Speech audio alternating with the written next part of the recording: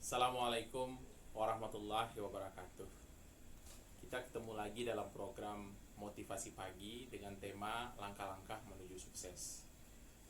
Langkah pertama, kedua, dan ketiga sudah kita bahas sebelumnya. Nah, sekarang kita masuk ke langkah yang keempat, yaitu teruslah berjalan. Jangan berhenti. Nah, saya mau bikin ilustrasi tentang keempat hal ini. Yang pertama, tujuan.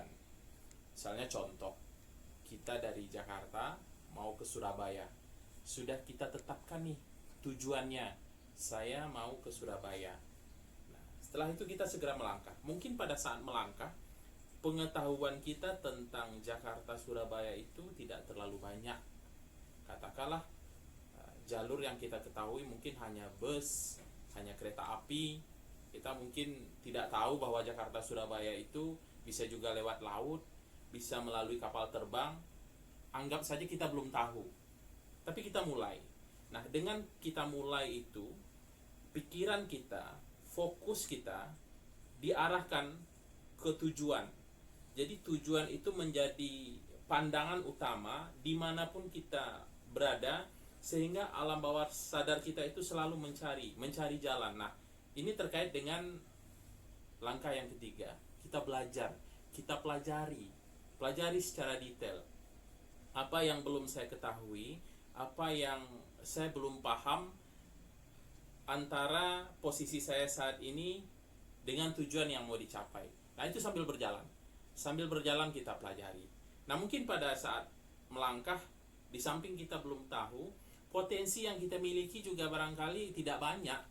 Nah, tapi tidak boleh itu dijadikan alasan. Walaupun misalnya hanya dari tempat kita berada itu kita baru bisa berangkat ke stasiun, tapi segeralah lakukan itu. Menunda-nunda itu tidak akan membuat kita sampai. Keterbatasan jangan dijadikan halangan. Nah, langkah yang keempat itu terus berjalan. Terus berjalan dan nikmati perjalanan itu. Di dalam perjalanan nanti kita akan banyak terbentur, akan banyak kesana kemari, tapi dengan kita fokus kepada tujuan, dengan kita menarik garis lurus, nanti kita akan berusaha untuk kembali on the track. Jadi terus berjalan. Kegagalan itu kita anggap sebuah proses dalam mencapai sebuah tujuan yang sebenarnya tidak selalu buruk. Dalam ketertundaan itu banyak sekali hikmah-hikmah yang bisa kita dapatkan, banyak pembelajaran. Dengan banyak terbentur itu justru kita menjadi belajar, dan dari banyak kesalahan kita jadi tahu mana yang benar. Terus saja berjalan. Terjatuh, bangun lagi, terjatuh, bangun lagi, lelah, istirahat, rehat sejenak. Nah, di dalam proses perjalanan memang itu ada saat-saatnya kita istirahat, saat-saatnya kita melepaskan penat, tapi bukan berarti berhenti. Istirahat itu bukan berhenti. Istirahat itu adalah mengumpulkan potensi kembali untuk merenung. Nah, perenungan di dalam perjalanan itu merupakan evaluasi yang kadang-kadang bisa memiliki titik loncat yang luar biasa. Karena ketidaktahuan kita di dalam perjalanan itu membuat kita terbentur-bentur, terus kita belajar. Nah, perenungan merupakan satu hal yang penting. Jadi istirahat dengan berhenti itu berbeda. Saya mau beri cerita sederhana. Ada salah seorang penebang pohon yang rajin. Nah, dia ditugaskan oleh rajanya untuk menebang pohon. Hari pertama dia bisa menebang pohon 8. Hari kedua dengan waktu kerja yang sama, dengan tenaga yang sama, dia hanya memotong 7. Hari ketiga dengan waktu yang sama, dengan kegigihan yang sama, dia hanya memotong 6. Penebang pohon ini bingung, kenapa hasil kerja saya menurun.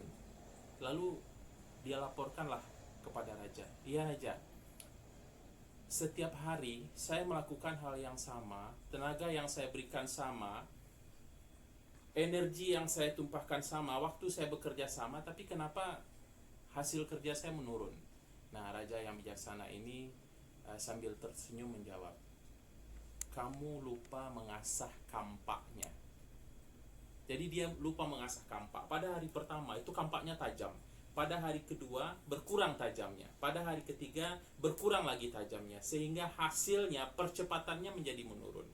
Nah, dalam perjalanan mungkin kita perlu rehat sejenak, perlu merenung sejenak, perlu istirahat sejenak, tapi bukan berhenti. Terus saja berjalan sampai kita mencapai ke tujuan yang kita tuju, dan kita nikmati. Perjalanan itu harus dinikmati.